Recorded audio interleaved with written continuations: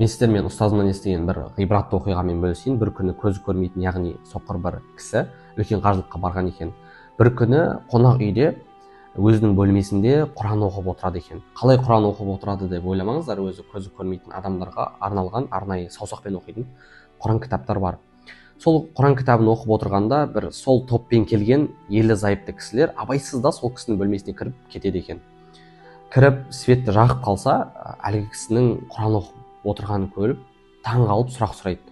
Сен не істеп отырсың деп сұраған кезінде әлгі кісі былай жауап береді екен: мен Арафат жазығына бармастан алдын Алла тағалаға хатым Құранымды бітіріп қоямын деп сөз берген едім, сол хатым Құранымды бітіруге тырысып жатырмын деп айтқан екен. Сонда әлгі ерлі зайыптылар бір-біріне қарап, қарашы, көз көрмейтін адам Құран оқып отыр деп таң қалыпты.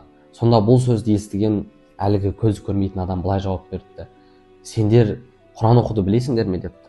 Әлгі ерлі зайыптылар: жоқ, біздің қарағым-ау, Құран оқуға уақытымыз болған жоқ қой деп жауап қатыпты.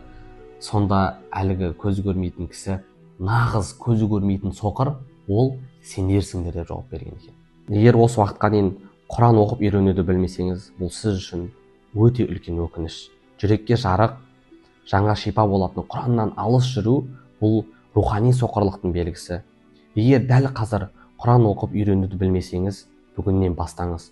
Бәлкім ертең кеш болары анық. Бәлкім сол үйренген Құраныңыз қараңғы қабіріңіздің жарық нұры болуы мүмкін.